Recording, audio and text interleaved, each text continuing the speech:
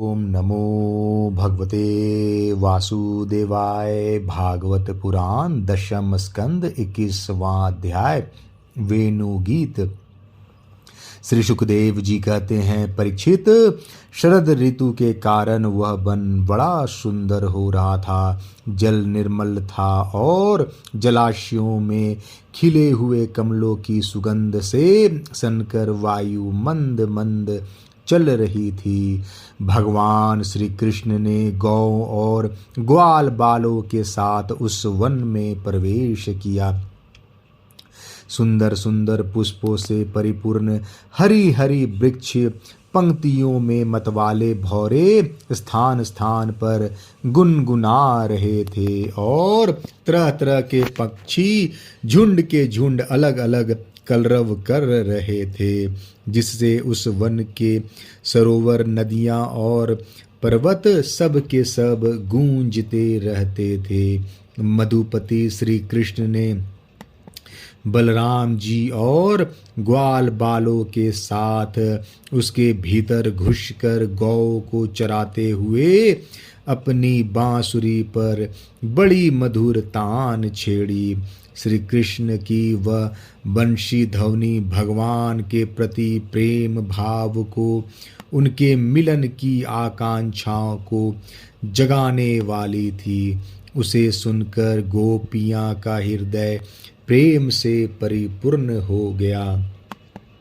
वे एकांत में अपनी सखियों से उनके रूप, गुण और बंशी ध्वनि के प्रभाव का वर्णन करने लगी।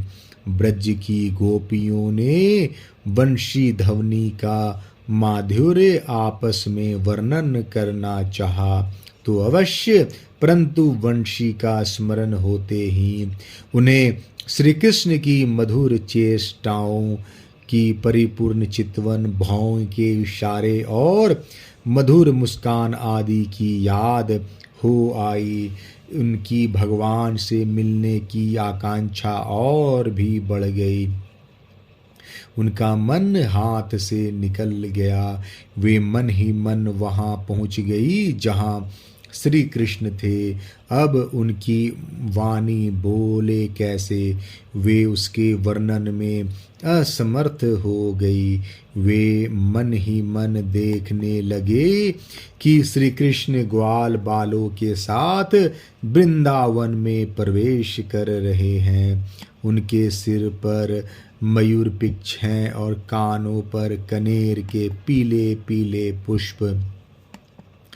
शरीर पर सुनहला पीतांबर और गले में 5 प्रकार के सुगंधित पुष्पों की बनी बैजंती माला है।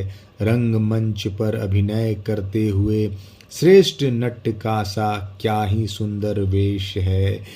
बांसुरी के छिद्रों को वे अपने अधरामृत से भर रहे हैं। उनके पीछे पीछे ग्वाल बाल उनकी लोक पावन कीर्ति का गान कर रहे हैं। इस प्रकार बैकुंठ से भी श्रेष्ठ वह वृंदावन धाम उनके चरण चिन्हों से और भी रमणीय बन गया है। परीक्षित, यह वंशी ध्वनि जड़ चेतन समस्त भूतों का मन चुरा लेती है।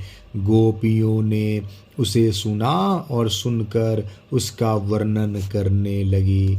वर्णन करते करते वे तन्मय हो गई और श्री कृष्ण को पाकर आलिंगन करने लगी। गोपियां आपस में बातचीत करने लगी। अरे सखी, हमने तो आँख वालों के जीवन की और उनकी आँख की बस यही इतनी ही सफलता समझी है, और तो हमें कुछ मालूम ही नहीं है वह कौन सा लाभ है।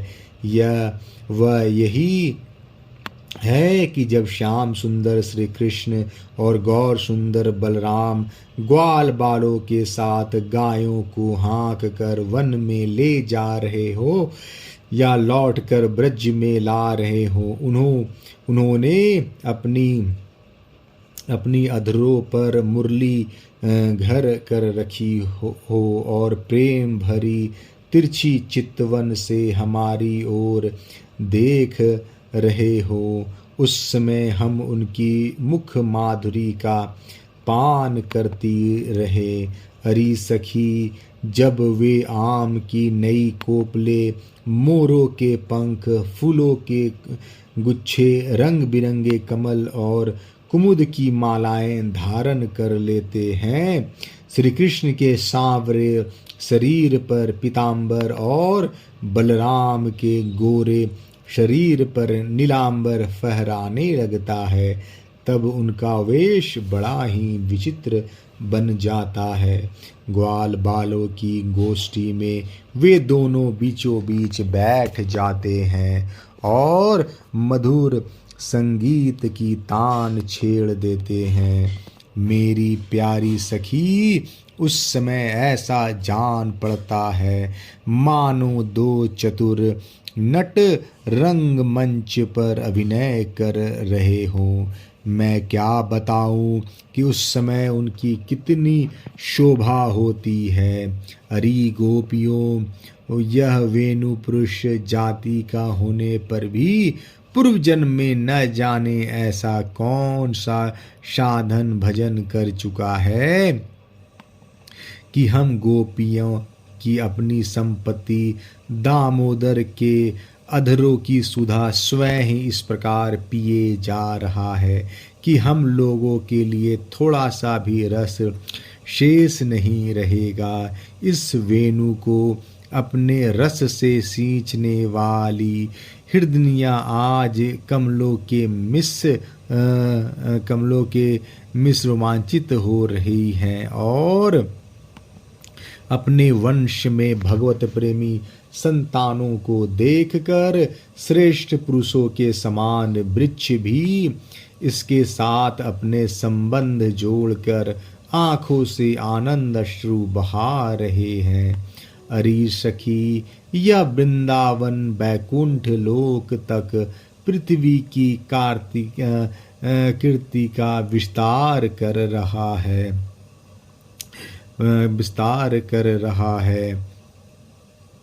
जब ज्यों की यशोदानंदन श्री कृष्ण के चरण कमलों के चिन्हों से यह चिन्हित हो रहा है।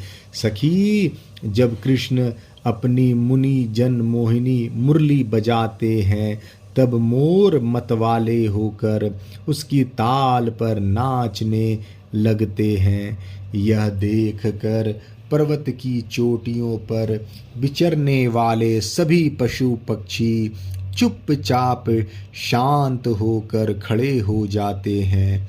अरी सखी, जब प्राण बल्लभ श्री कृष्ण विचित्र वेश धारण करके बांसुरी बजाते हैं, तब मूल बुद्धि वाली ये हिरनियाँ भी वंशी की तान सुनकर अपने पति कृष्ण सार मृगों के साथ नंद नंदन के पास चली आती हैं और अपनी प्रेम भरी बड़ी बड़ी आँखों से उन्हें निरखने लगती हैं।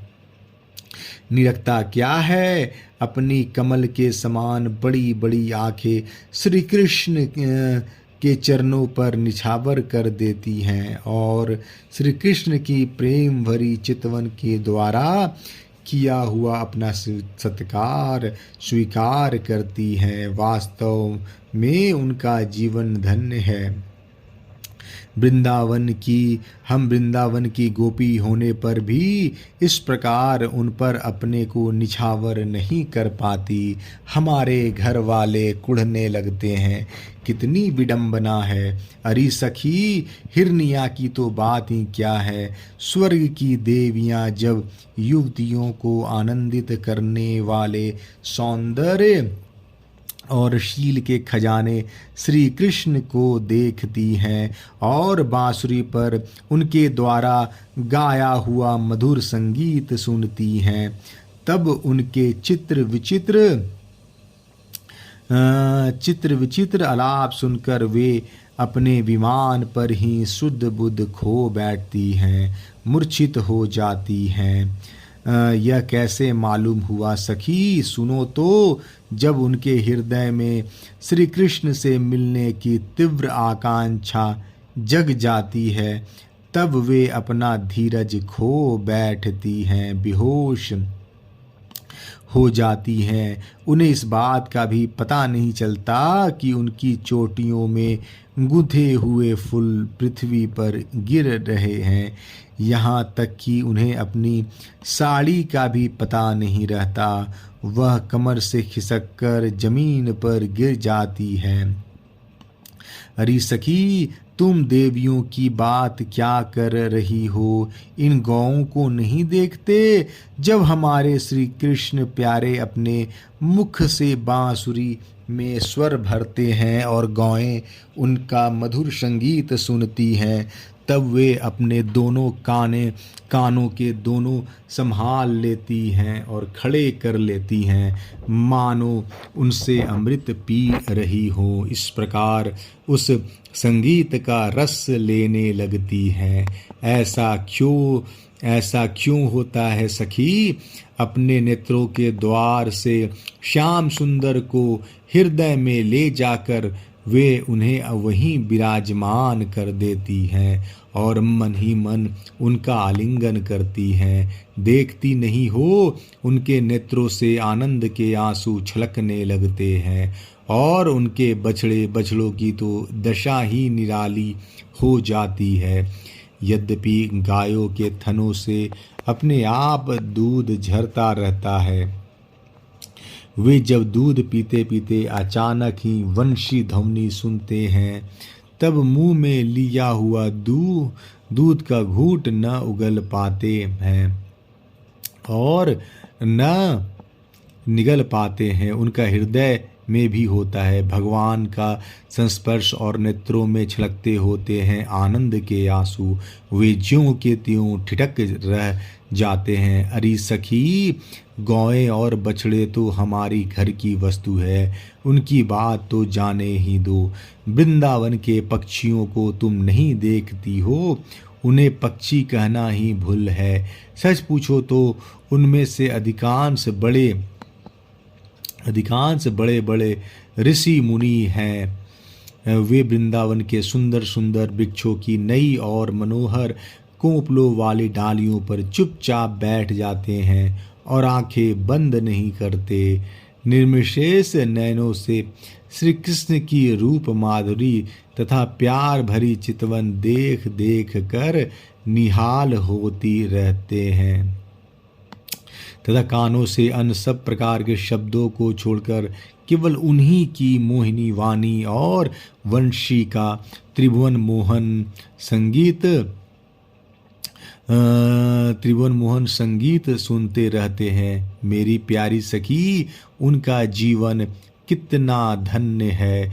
अरे सखी, देवता गौ और पक्षियों की बात क्यों करती हो? वे तो चेतन है, इन जड़ नदियों को नहीं देखती। इनमें जो भंवर दिख रहे हैं, उनसे उनके हृदय में श्याम सुंदर से मिलने की तीव्र आकांक्षा का पता चलता है। उसके वेग से ही तो इनका प्रवाह रुक गया है। इन्होंने भी प्रेम स्वरूप श्री कृष्ण की वंशी ध्वनि सुन ली है। देखो देखो, वे अपनी तरंगों के हाथों से उनके चरण पकड़कर कमल के फूलों का उपहार चढ़ा रही हैं और उनका आलिंगन कर रही हैं, मानो उनके चरणों पर अपना हृदय ही निछावर कर रही हैं। अरे सखी, ये नदियां तो हमारी पृथ्वी की, हमारे वृंदावन की वस्तुएं हैं। तनिक इन बादलों को भी तो देखो। जब वे देखते हैं कि ब्रज राजकुमार श्री कृष्ण और बलराम जी ग्वाल बालों के साथ धूप में गौएं चरा रहे हैं और साथ साथ बांसुरी भी बजा रहे हैं, तब उनके हृदय में प्रेम उमड़ आता है। वे उनके ऊपर मंडराने लगते हैं और वे श्याम घन अपने सखा घनश्याम के ऊपर अपने शरीर को ही छाता बनाकर तान देते हैं। इतना ही नहीं सकी, वे जब उन पर नन्ही नन्ही फुइयां की वर्षा करने लगते हैं तब ऐसा जान पड़ता है कि वे उनके ऊपर सुंदर सुंदर श्वेत कुसुम चढ़ा रहे हैं। नहीं सखी, उनके बहाने वे तो अपना जीवन ही निछावर कर देते हैं। अरे भटू, हम तो वृंदावन की इन भिल्लियों को ही धन्य और कृत मानती हैं। ऐसा क्यों सखी? इसलिए कि उनके हृदय में बड़ा प्रेम है। जब ये हमारे कृष्ण प्यारे को देखती हैं तब इनके हृदय में भी उनसे मिलने की तीव्र आकांक्षाएं जाग उठती हैं। इनके हृदय में भी प्रेम की व्याधि लग जाती है। उस समय ये क्या उपाय करती हैं यह भी सुन लो। हमारे प्रियतम की प्रेयसी गोपियां अपने वक्षस्थलों पर जो केसर लगाती हैं वह श्याम सुंदर के चरणों से लगी होती हैं, और वे जब वृंदावन के घास पात पर चलते हैं तब उनमें भी लग जाती है।